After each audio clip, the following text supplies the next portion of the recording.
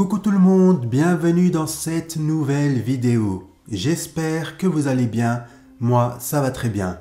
Alors pour cette nouvelle histoire, je vais vous raconter une Storytime Djinn. Mais juste avant de commencer cette nouvelle histoire, n'oubliez pas de vous abonner à ma chaîne, de liker cette vidéo et de partager cette vidéo au maximum afin que l'algorithme de YouTube donne beaucoup plus de visibilité à ma chaîne. Je vous en remercie. Donc, sans plus attendre, le début de l'histoire. L'histoire que je m'apprête à vous raconter s'est passée au Koweït. C'est l'histoire d'un homme qui s'appelle Youssef, qui est marié et qui est père. Un jour, Youssef va se faire renvoyer de son travail, ce qui fait que les jours suivants, sa femme et lui n'ont pas arrêté de se disputer. À chaque fois que Youssef et sa femme se disputaient, sa femme lui disait « Maintenant, comment on va faire? Comment allons-nous faire pour nourrir nos enfants ?»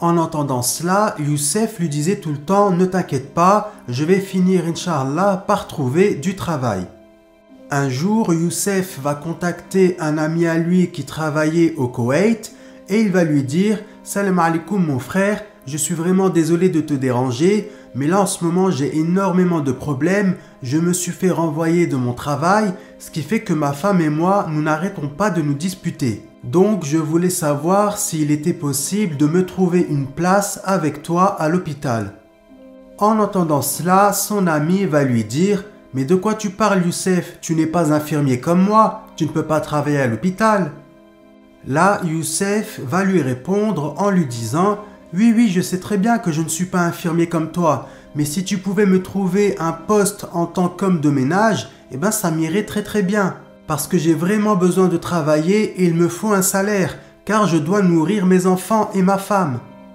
En entendant cela, son ami va lui dire « Ne t'inquiète pas Youssef, je vais faire le maximum, Inch'Allah. » Les jours suivants, l'ami de Youssef n'arrêtait pas de penser à Youssef et à sa situation. Il avait vraiment beaucoup de peine pour lui. Ce qui fait qu'un jour, il a été voir le médecin de l'hôpital et il lui a expliqué toute la situation de Youssef. En entendant cela, le médecin va lui dire « Je suis vraiment désolé pour ton ami, sa situation me touche énormément, mais il n'y a aucun poste de libre ici à l'hôpital. Tu voudrais qu'on le mette où ?» Là, l'ami de Youssef va lui répondre en lui disant il pourrait par exemple faire le ménage dans l'hôpital, nettoyer la cave, nous ramener les médicaments, etc. etc. Là, le médecin va lui dire « Écoute, il n'y a pas de problème, on va faire comme ça, appelle-le et dis-lui de venir. Mais par contre, est-ce qu'il est au courant que nous sommes un petit hôpital et que l'hôpital il est vraiment très ancien et que cet hôpital-là se trouve dans un tout petit village ?» Là, il va lui répondre en lui disant « Non, il n'est pas au courant, mais ne t'inquiète pas, ça ne posera aucun souci. Parce que lui, il veut vraiment travailler, il est vraiment motivé.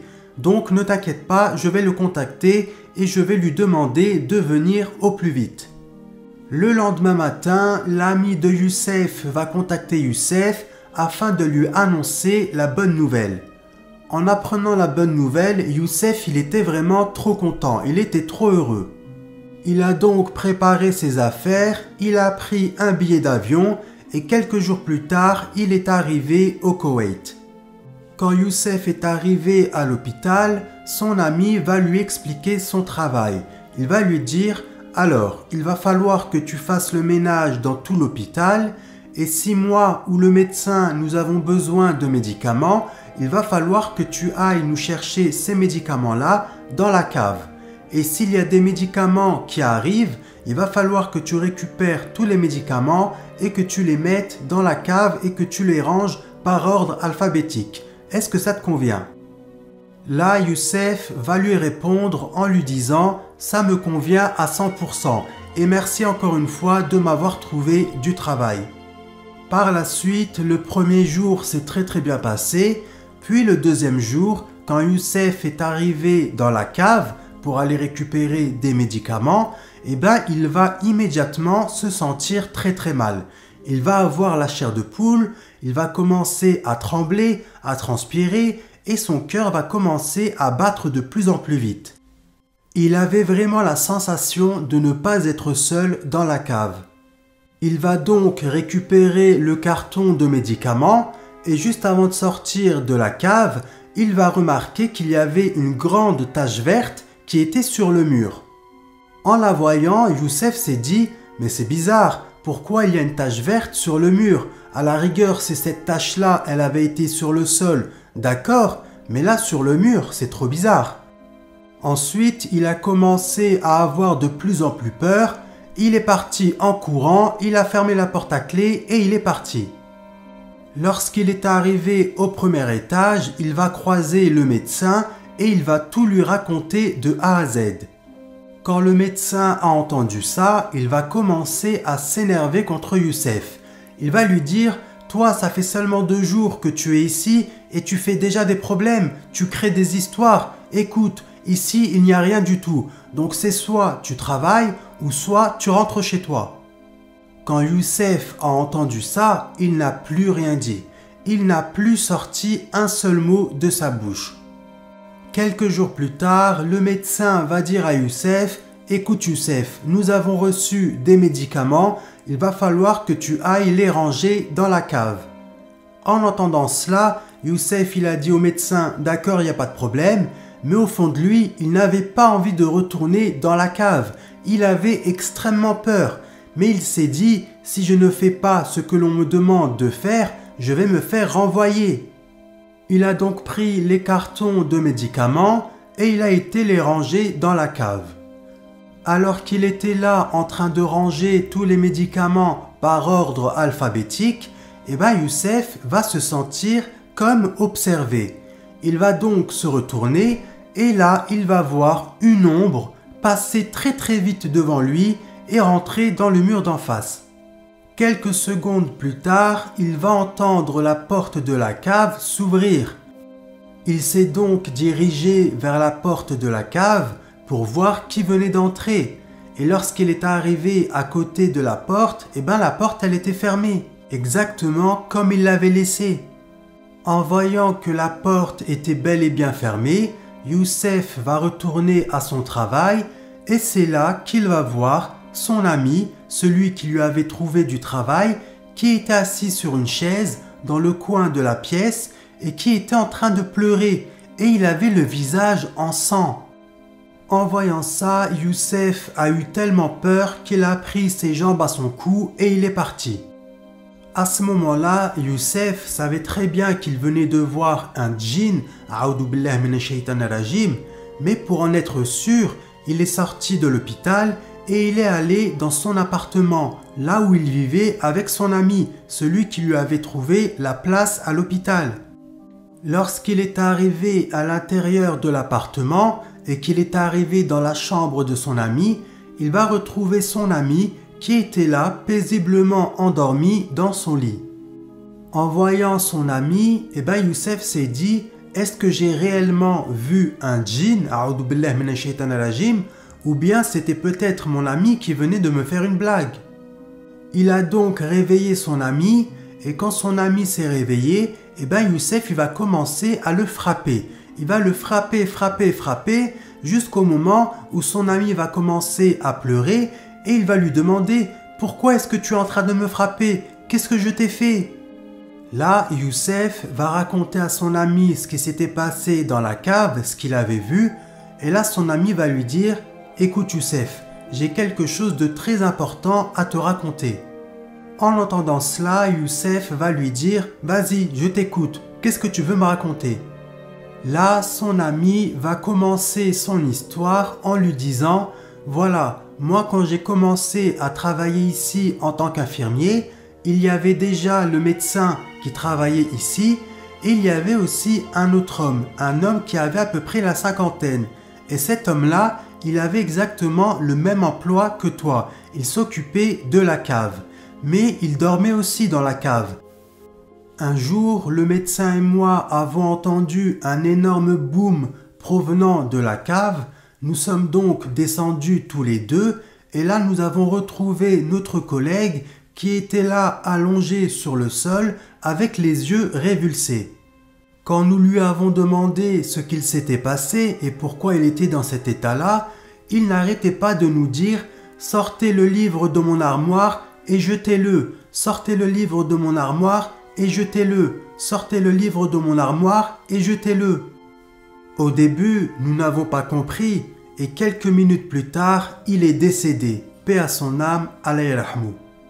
Lorsqu'il est décédé, j'ai regardé le médecin droit dans les yeux et je lui ai dit « Mais de quoi parle-t-il?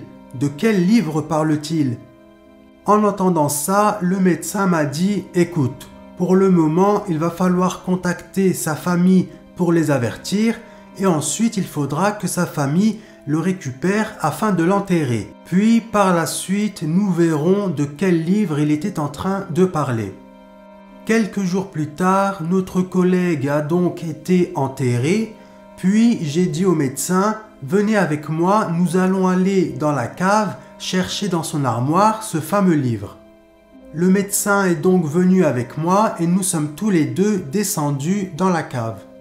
Lorsque nous sommes arrivés dans la cave, nous avons ouvert l'armoire du défunt, nous avons commencé à chercher et là nous sommes tombés sur un livre très ancien, mais à l'intérieur de ce livre-là, il y avait seulement 7 pages, pas une de plus.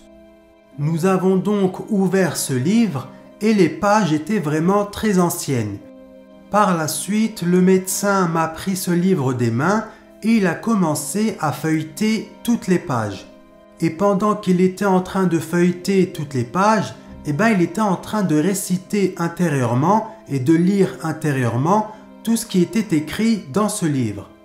Lorsque j'ai demandé au médecin quelques minutes plus tard qu'est-ce qu'il était écrit exactement sur les pages de ce livre, il m'a regardé et il m'a dit « Ne t'inquiète pas, ce n'est rien du tout. Ce livre-là, il sert soi-disant à appeler et à faire apparaître des djinns. » Par la suite, j'ai dit au médecin qu'il fallait qu'on se débarrasse au plus vite de ce livre, soit en le jetant dans la mer, soit en le brûlant. Sauf qu'il a refusé. Il m'a dit « Ce livre-là, je vais le garder avec moi et je vais le mettre dans l'un des tiroirs de mon bureau. Mais ne t'inquiète pas, un jour, je compte m'en débarrasser. » Quelque temps après, le comportement du médecin va changer. Il va commencer à crier du matin au soir. Il était tout le temps énervé et il était tout le temps de mauvaise humeur. Un jour, je suis allé voir le médecin en lui disant « Docteur, qu'est-ce qui t'arrive? Toi qui de base es toujours de bonne humeur, toujours souriant, là ton comportement il a complètement changé. Qu'est-ce qui s'est passé ?» Là, le médecin m'a regardé et il m'a dit « Tu sais, depuis que j'ai lu les 7 pages de ce livre, ma vie a complètement changé. Tous les soirs, lorsque je suis dans mon lit prêt à m'endormir, il y a des djinns, qui viennent me frapper. Et lorsque j'ai demandé aux djinns pourquoi est-ce qu'ils étaient en train de me frapper, ils m'ont répondu en me disant « C'est toi qui nous as appelés, c'est toi qui nous as fait venir à toi en lisant les 7 pages de ce livre. Et moi, je suis le roi des djinns et c'est toi qui m'as fait apparaître à toi. » Un jour, après que le médecin m'ait raconté toute cette histoire, je suis allé le voir chez lui et je lui ai demandé de me donner ce fameux livre afin que je puisse m'en débarrasser une bonne fois pour toutes.